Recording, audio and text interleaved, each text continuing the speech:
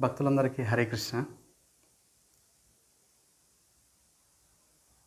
ప్రస్తుతం ప్రయాగరాజులో మహాకుంభమేళ జరుగుతుంది.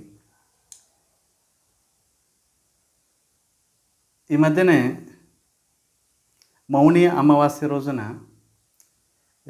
కొంతమంది చనిపోవడం జరిగిందండి. నిజానికి తీర్థస్థానంలో, పుణ్యభూమిలో, అలాగే ధామంలో ఎక్కడైతే భగవంతుడు భక్తులు ప్రత్యక్షంగా ఎక్కడైతే లీలలు చేశారో అటువంటి పుణ్యభూమి తీర్థస్థానంలో మరణం సంభవిస్తే వారి యొక్క గతి ఏంటి, ఈ విషయం గురించి చెప్పుకుందాం. నిజానికి ఈ కుంభమేళలో మరణం పొందిన వారు చాలా భాగ్యవంతులు. అదేంటి స్వామి, తొక్కిసలాటలో వాళ్ళు చనిపోయారు, భాగ్యవంతులు అని ఎందుకంటున్నారు?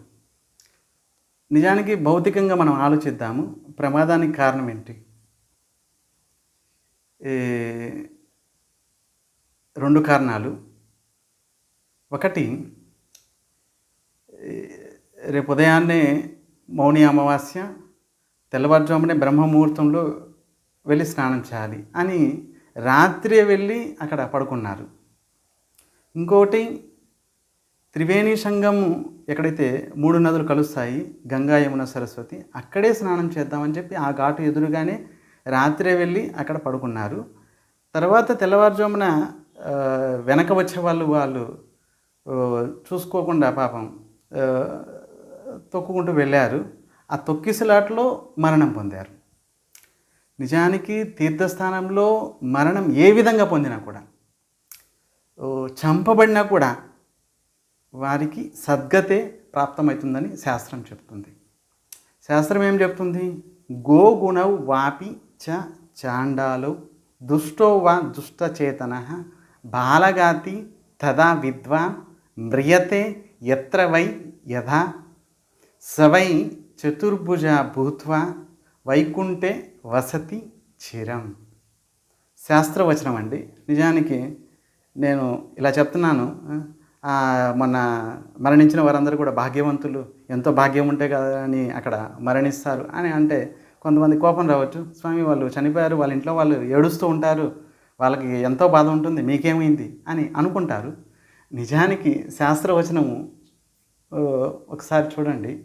శాస్త్రాలు స్వయంగా భగవంతుని యొక్క వచనాలు. మరణం ఏ విధంగా సంభవించనండి? తీర్థస్థానంలో, పుణ్యభూమిలో, ధామంలో మరణం ఏ విధంగా అయినా సంభవించనండి. తొక్కిసలాటలైనా సరే, చంపబడినా సరే, ఏ విధంగా అయినా సరే, ఒక వ్యక్తి ప్రాణం వదిలితే, శరీరం వదిలితే, సవై చతుర్భుజ భూత్వా వైకుంఠే వసతి చిరం, శాశ్వతంగా వైకుంఠంలో వాసం లభిస్తుంది. మొన్న చనిపోయిన వారు నిశ్చితంగా వైకుంఠ ప్రాప్తి కలిగింది వారి అందరికీ. వారు ఏ విధంగా తొక్కిసలాటలో అయినా సరే మరణించినా కూడా వారికి వైకుంఠ ప్రాప్తి కలిగింది శాస్త్రవచనం ప్రకారం. కనుక శాస్త్రవచనాన్ని సత్యం చేయడానికైనా సరే భగవంతుడు వాళ్ళని తన ధామానికి తీసుకెళ్ళే ఉంటారు. కనుక మనం సర్వసాధారణంగా భౌతికంగా బాధపడవచ్చు. అరే, తీర్థయాత్రకి వెళ్ళారు, చనిపోయారు తొక్కిసలాటలో. నిజానికి ఎంతో భాగ్యం ఉంటే కోట్ల మందిలో ఒకరికి మాత్రమే అటువంటి మృత్యువు, ఏ మృత్యువు అయితే వీరికి కలిగింది, అటువంటి మృత్యువు కోట్ల మందిలో ఒకరికి మాత్రమే కలుగుతుంది. అటువంటి ప్రయాగరాజులో, త్రివేణి సంగంలో, మాఘమాసంలో స్నానానికి వెళ్ళి అక్కడ చనిపోవడం అంటే ఎంతో భాగ్యం ఉంటే కానీ అటువంటి మరణం సంభవించదు. ఎంతో భాగ్యం ఉంటే కానీ.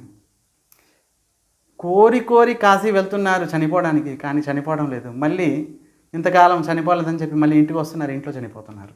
కనుక జన్మ మృత్యు మనం చేసుకున్న కర్మను బట్టి, మనం పూర్వజన్మలో చేసుకున్న కర్మను బట్టి మనం ఎక్కడ పుట్టాలి, ఎక్కడ మరణించాలి నిర్ణయిస్తుంది మన యొక్క కర్మ.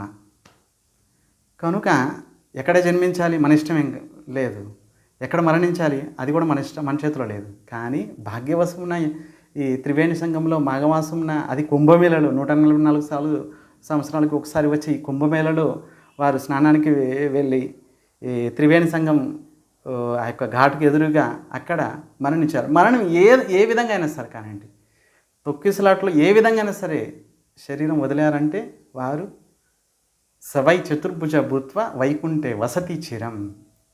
వారు ఎటువంటి వారైనా సరే, వారు చేసుకున్న కర్మ ఎటువంటిదైనా సరే, గోహత్య కానివ్వండి, చండాలుడు కానివ్వండి, దుష్టుడు కానివ్వండి, బ్రాహ్మణుడు చంపిన వాడైనా కానివ్వండి, ఎటువంటి వాడైనా సరే, మొన్న చనిపోయిన వాళ్ళలో ఎటువంటి పాపులైనా సరే భాగ్యవశమున ఆ యొక్క త్రివేణి సంఘం మహాకుంభం మేళలో తొక్కిసలాట్లో చనిపోయారు.